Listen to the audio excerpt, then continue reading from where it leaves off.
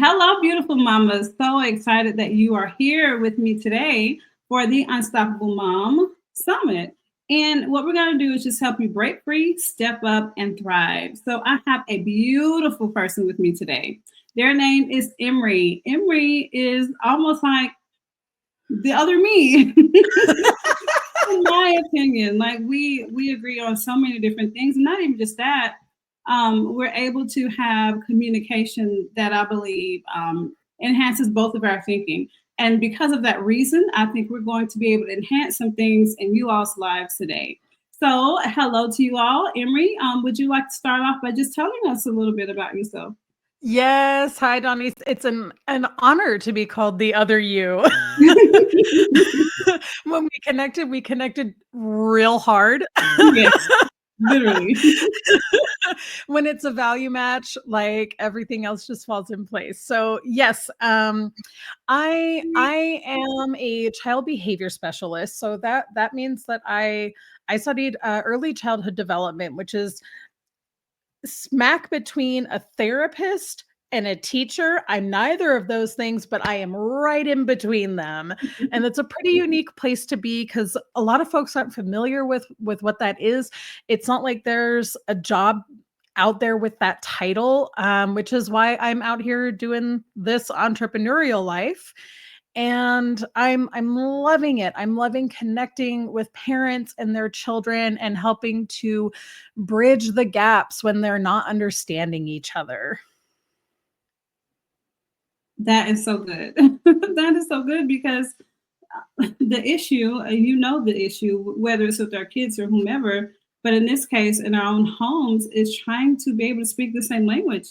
Because some days I wonder if my kids understand what I'm saying. Newsflash, they probably don't. Yeah, exactly. And sometimes, I don't know if you've ever seen that Bluey episode where their mom, Chili, talking to them, and they did not. They heard every other word. It was like, yeah, when you go to the blah blah blah blah blah blah blah, then you will blah blah blah blah blah. And I It really think is It is like that. I just finished writing this The Parent's Guide to Surviving Toddlerhood, and there's a whole section in there that's literally on this exact same thing. And the way that I explained it, so I live in Central Europe, right? And when I first moved here, I did not speak any German. I live in Austria, and the language here is German, and I didn't speak any German when I first moved here. And nobody knows that. The locals don't know that, and they'll just speak to you expecting you to be a native speaker. And it's that deer in headlights moment of going, I have no idea what you're saying. Oh my God. And sometimes it's really like that with our kids. We explain something to our toddler or even our teenager, and we give them 800 words when five would do. oh And my it's gosh. all just going in one ear and coming out the other. And the kids are just like, they just tune out, and Yes. you get that blank stare. And that's how you know when you're word vomiting to them. Exactly. Exactly.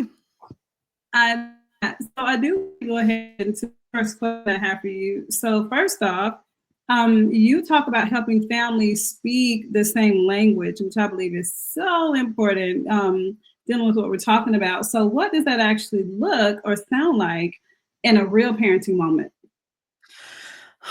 I love that question.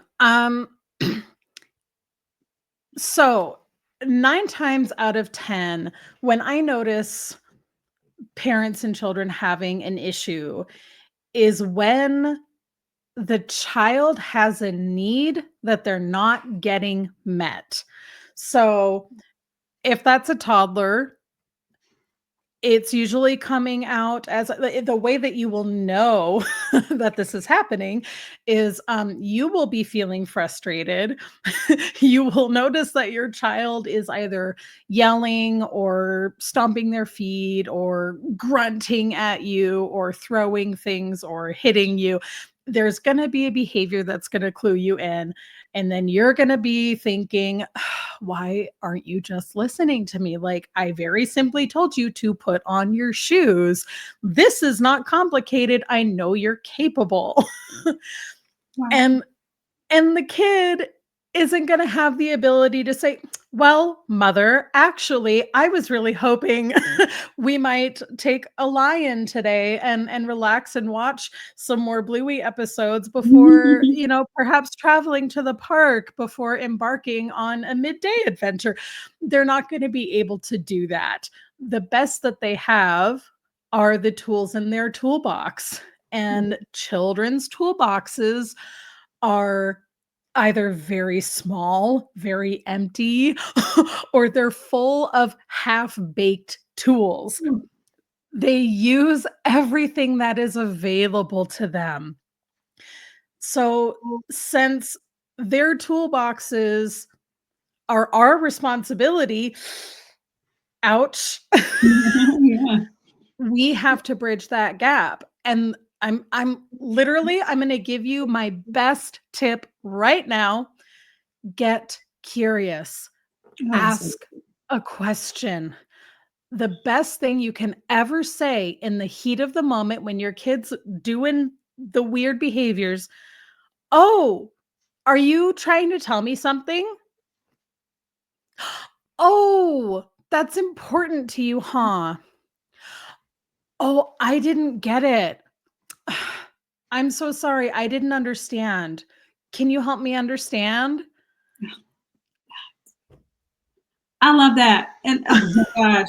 So the key thing you just said was get curious, ask questions. And believe it or not, I believe that that is one thing that helped me free myself from always feeling like my kids aren't understanding me or feeling like I have to keep explaining over and over. And no, when you start asking questions, you start getting answers and you kind of help them Yes. to fill their toolboxes with more stuff that actually Yes. works. And caveat here, asking questions like, "What's wrong?" Throw that away. Yeah. What's wrong is not something your child can answer, even your teenager.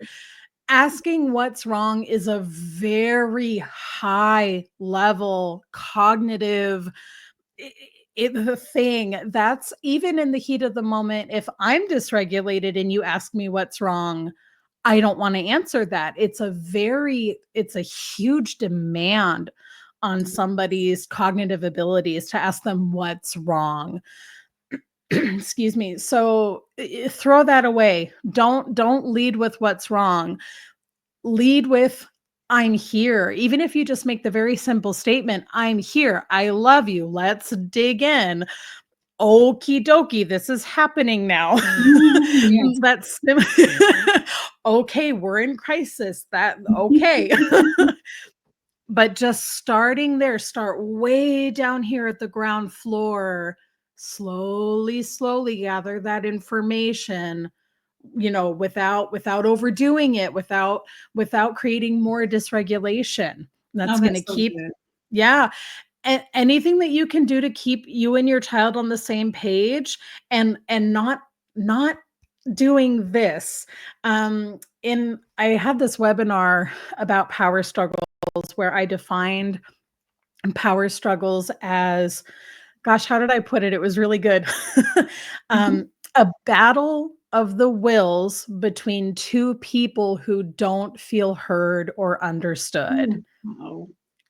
Wow. And that's what it is every time. You said put on your shoes, but what your child understood was, my playtime is now over. I have to go do a task that I'm still struggling to do well. And now I have to go to the place that I don't want to go to, and you're not hearing me. And then when you can take that step back and go, "Oh, something's happening for you and I don't understand." Now you're on the same team. Now you can go forward together. So good.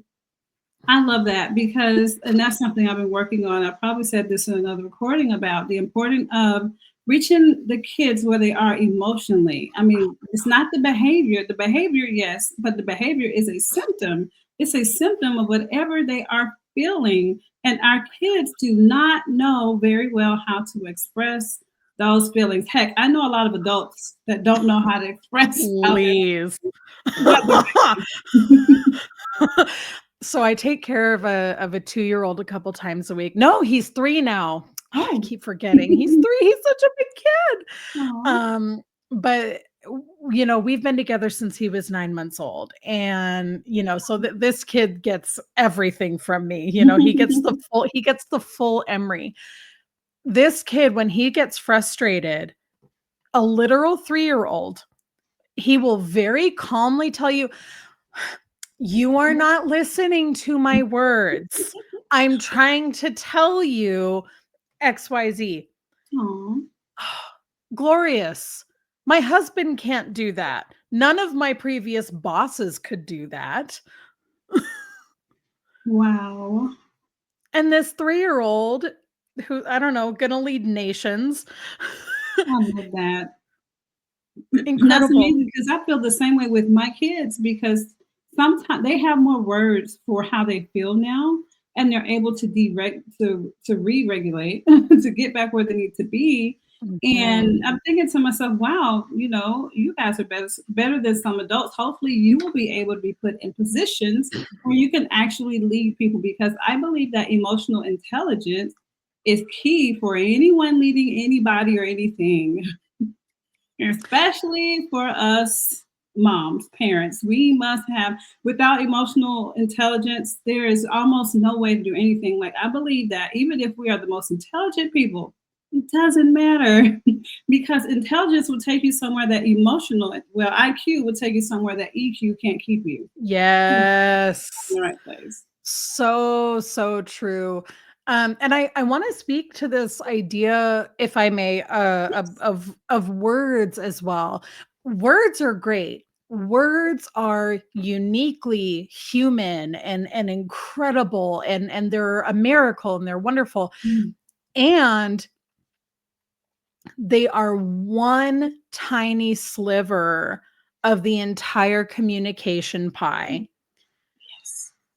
And I mean, this is critical, parents. This is critical. It was a big thing maybe 10, 15 years ago that we started saying, use your words. It was a great idea. It was a meaningful move in the right ish direction. But using our words when we are dysregulated, no, that cannot be the standard to which we hold our children or Yes. ourselves. So here's a great example. My niece, who is 10, when she's dysregulated, I mean, this kid goes dark. She's got her head down, shoulders slumped, and she's got her hair. If she has a ponytail, she'll take her hair out, have it covering her face, and Aw. she balls up into a corner, and she wants to hide, or she'll just go face down on the bed. She won't make eye contact. She doesn't want to be touched. She doesn't want you to look at her. Nothing. And between her and I, we've got this worked out pretty darn well by now, where she knows that that's fine. It doesn't matter if I'm in the middle of a sentence. If she needs to go and do that, she gets to go do that. It is not disrespectful. It has nothing to do with me and everything to do with her emotional state, which again, I'm responsible for. That is Well, so good.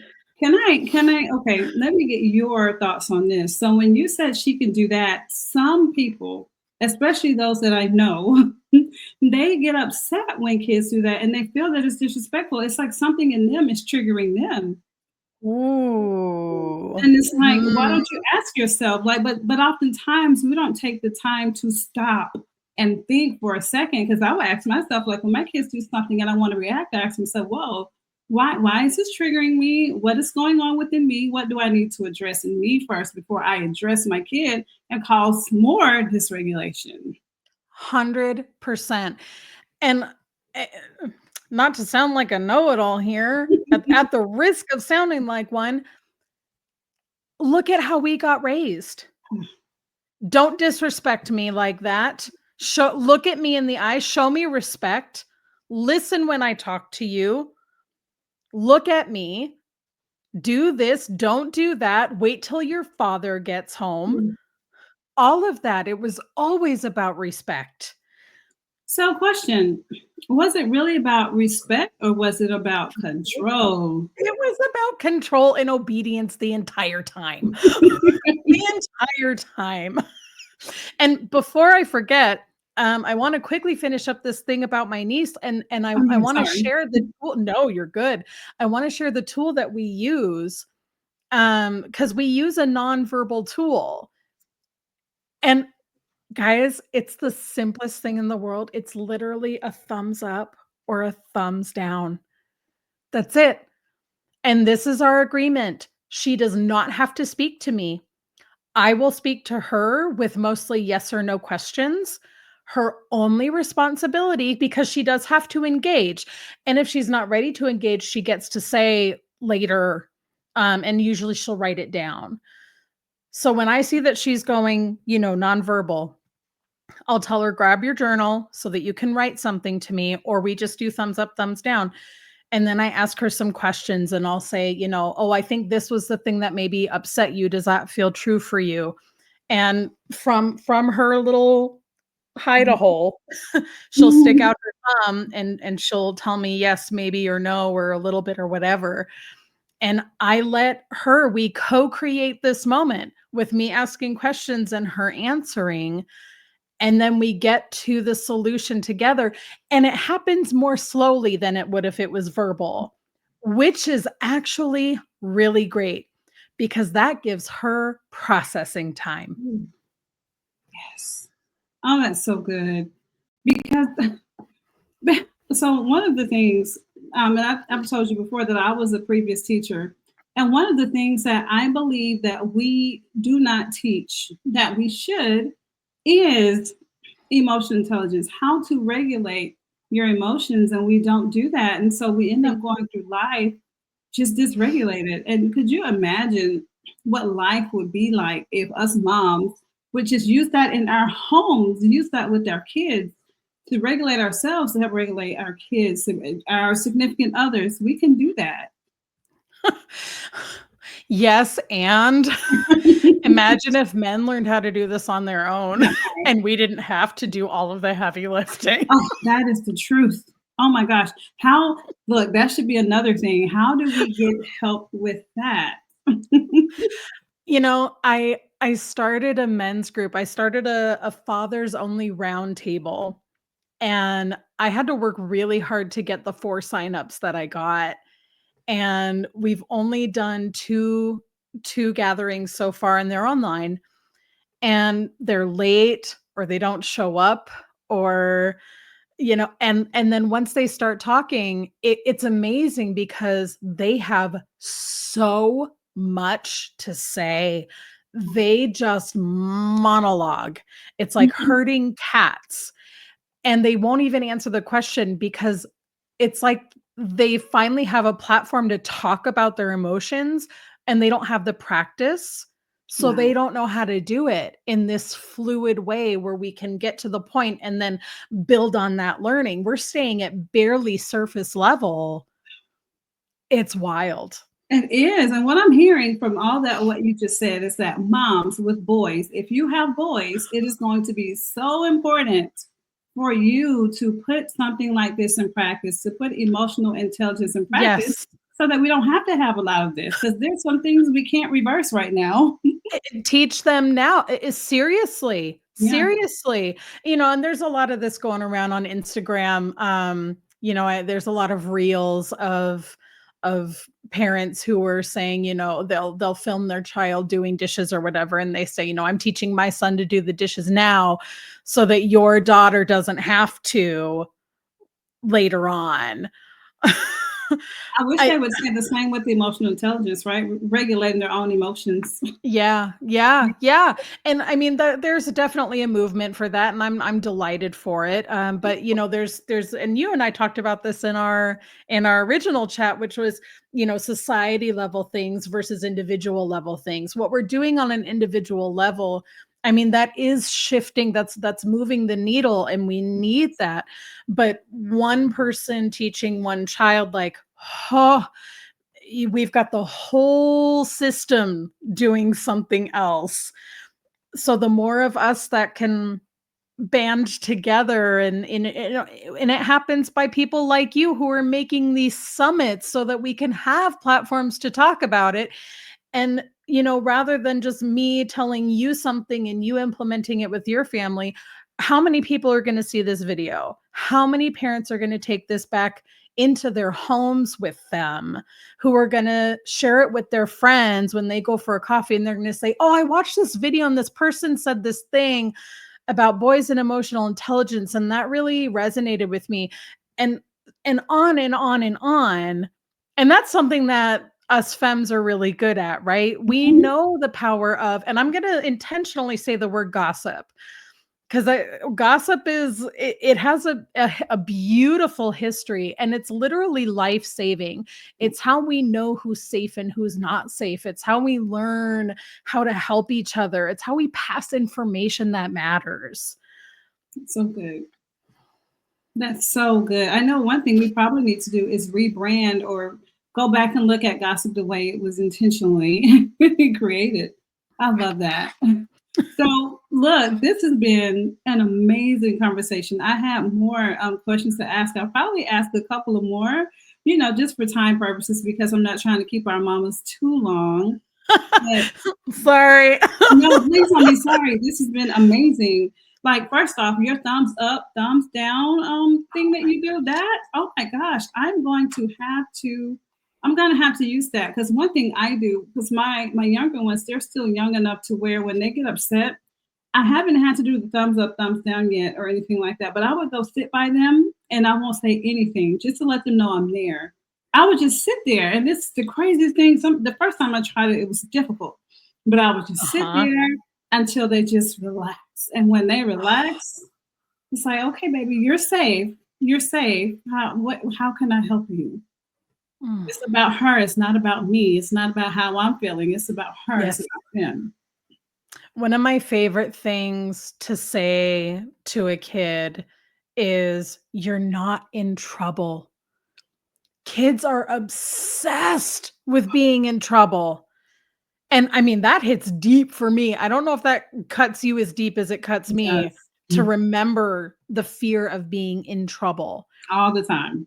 Oh my God. My favorite thing to tell a kid, oh, babe, you're not in trouble. We have to talk about this because it matters. We don't hitting our siblings. Gosh, that's really not okay. Or throwing that thing or saying that thing. That's just really not okay. We do need to talk about it. Honey, you are not in trouble. I am not mad. You are not bad. You are good. Oh, that's good. Just telling us you are not in trouble. You are not bad. Because that's the language that kids understand. It doesn't matter if you've never said the phrase, you're in trouble. They know it. It just exists in them. They know it.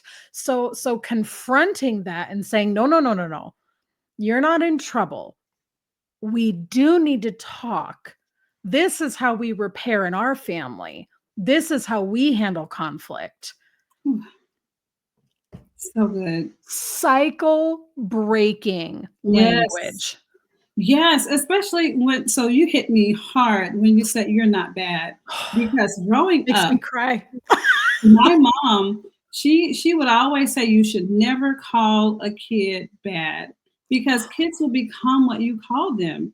They'll start internalizing it, and that will become their inner voice. Yes. And you don't even ever have to say you're bad. Yeah. This is another thing. That's true. Even if you never use that language, if you never say, I think this is my least favorite word in the English language, is stupid. I do not use that word for anything because it just doesn't make any sense anyways.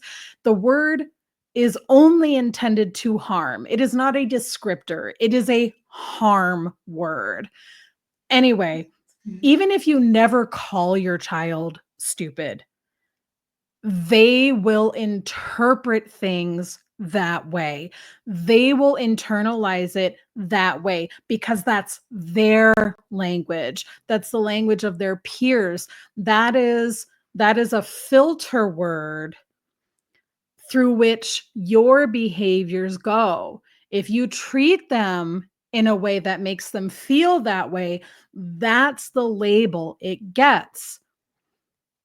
Oh, that's amazing. That's the truth. And thank you for breaking it down that way. Oh my gosh, yes. Like this is, I mean, it's brutal how simple this is and how hidden it is at the Oh, same time. yes. And it's so interesting you said that because like thinking from about my background as a teacher, oftentimes it felt like we overcomplicated stuff that didn't need to be so complicated. Yes. Like, let's get back to the simplicity of things. So I thank you for breaking this down and making it simple because when it's simple, we can implement it, right? I firmly believe that parents have been done a massive disservice. Parents are under-supported at a societal level and at an individual level. This is not something I ever expect a parent to know. Where should you have learned this? Yeah. I had to claw my way to this information through a degree and 20 plus years of being in the trenches with kids and families. Yeah. This is not something that I just happened upon. I'm not Yeah. special. I worked so hard for this knowledge. And and spoiler alert, I don't even have kids. I mean, I've got like 300 kids, whatever. I don't even know how many kids I've worked with by now. I do not have children who live with me full time in my home. Parents deserve so much more than they get. Oh, I thank you for that. But the fact that you actually were intentional about this, oh my goodness, like that is the difference. So, mamas, if this is your first time meeting Emry, please make sure that you stay in contact with them because what is going to happen is I know that Emry is going to help change the trajectory of your parenting, change the trajectory of just how you are because we need time to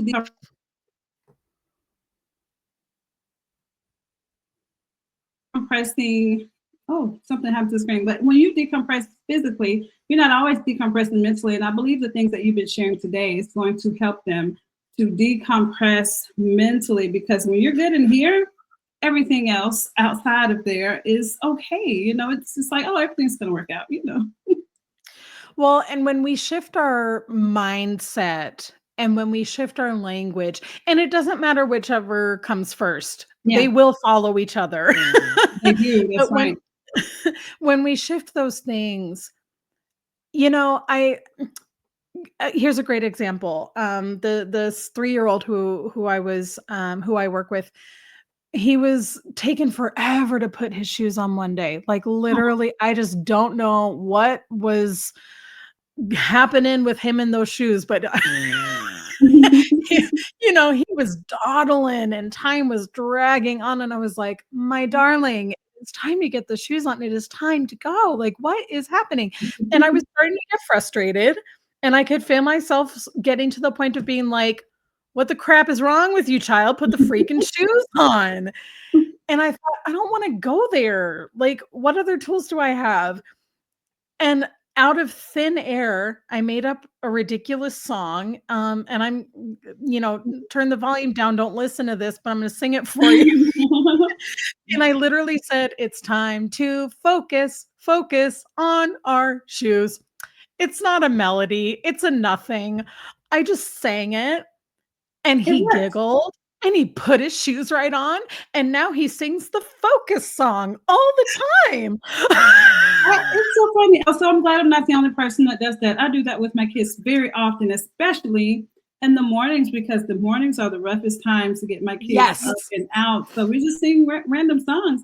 Like for example, Yes. it's from Trolls where they say "hair in the air." My 6-year-old, while I'm trying to get her ready, and I'm trying to put like just get her ready, like lift your arm. I say arms in the air, and so she'll put her arms in the air, and she'll just do what she has to do, and then it just changes the whole Yes. atmosphere. Yes. I haven't posted it yet, but I've got a podcast episode coming out about this where I talk to a music therapist and he shares about how ancient it is for us to use song and melody and Mm. rhythm, and how that there's something about that, like when two people are singing together, it releases oxytocin. I love it. I mean, I think it's one of the neurotransmitters, one of the happy chemicals, Exactly. something that makes us feel good. And I mean, it bonds you and it's really beautiful. So yeah, I mean, if you're ever in a frustrated moment with your child, just start singing about it. Yes, and it changes everything. It really does. It really does. I mean, there is actual science behind that. It's not even just like, I mean, placebo effect is also real. So, if that's what you gotta use to get that dopamine, do it. But Exactly. this is evidence-based stuff. Oh, I'm loving this. I'm loving it. So, Emery, I Yes. want to know what freebie you have for our moms who are here who are like, oh my gosh, I am ready to speak the same language of my kid. What do you got? Okay. Um, if you're not new to me, then you already know that I'm gonna start talking about values. Values is the literal center of all of this. If you do not have your parenting values defined, nothing else is going to fall into place. It starts there. That is the kernel. So Yes. I wrote a guide. I wrote the Defining Your Parenting Values guide, and it's a 19-euro value, and I'm giving it to you for free. And I'm very excited about it. So the whole purpose of this guide is to walk you through defining your values. I can share my values, but we don't have to have the same values for this to work. I am not here to tell you what values are right to have. You get to parent your family in a way that feels good for you, but So I true. want to give you the tools to figure that out with full clarity, so that as you move forward, you have your north star, and you're not getting tripped up in those tricky moments. Do you ever like feel like your kids back you into a corner with your own words? Yes, yes, yeah. Get the guide. That's so good. Look, because when you don't have values, you normally fall anywhere. I mean, you just get knocked down every which way. But if you have Yes. values and you put them in place, like for example, if you go somewhere and someone is asking you to do something that you feel is wrong, that value is there and you won't do it. But in parenting, oftentimes we get pushed backed up into a corner Yes. because we don't have those parenting values in place. Oh, this is going to be amazing. Well, I mean, and it's so nuanced, because like you can have an idea of, oh, I want my child to, learn how to respect others, and I also want my child to know that they deserve respect.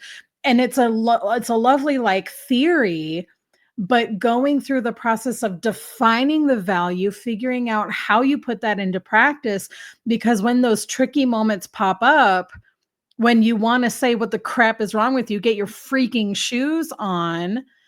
Is that really in line with your values? Oh, so good. And, please mess up, model repair. That's beautiful. That can be another one of your values.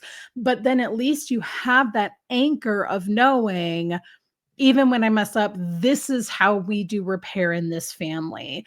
Or, you can minimize trauma. We're talking about the shift from potentially traumatic experiences to very simply an adverse experience. Well, kids can survive adverse experiences no problem. They'll grow up and be healthy and be fine. Yeah. But traumatic experiences, oof, those are a lot tougher to come back from.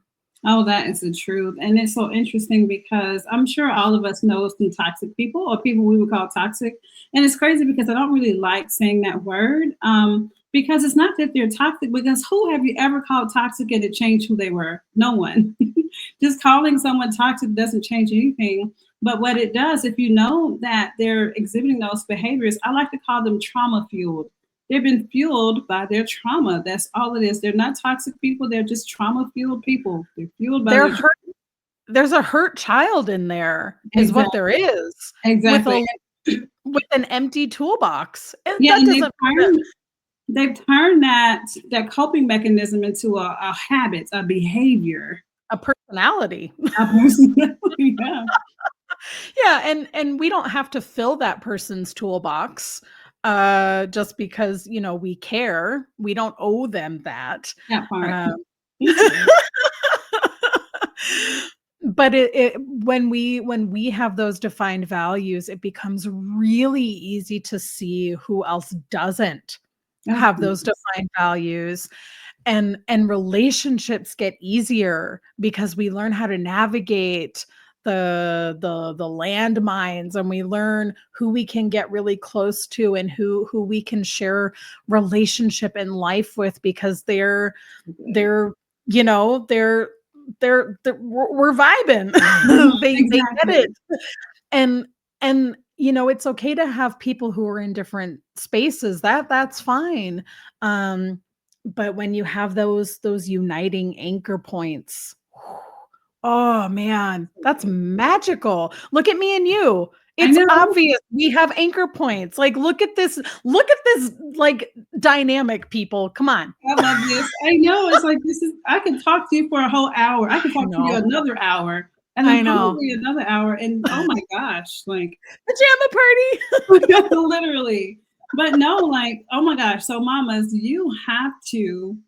I really, if this resonates with you, I really want you to ask yourself, how can I keep myself from raising a kid that might become trauma fueled? How can I keep them from becoming trauma fueled? And how can I partner with Emry to figure out how I can do this differently? We've got to do this because first off, I'm going to be in contact with you even more, Emry. And I gotta get you on my podcast for season 2. Oh, I love it. But this has been amazing. So tell the people how they can stay in contact. You are maybe right down below here. Yes. Uh, EmryKettle.com, Instagram, EmryKettle.coach. My podcast is called Parenting for Thought. The video version is on YouTube. The audio is wherever you find your podcasts. When all else fails, I don't know, send a pigeon to Vienna, Austria. Find me. I will find you. We will do this together. I love it. Thank you so much. This has been amazing. So beautiful mamas on the other end. Don't forget, find her, at least follow her on social, learn a little bit more. And when you're ready to dive in, she's ready for you. And beautiful mamas, as always, I will see you next time. And I love you to life.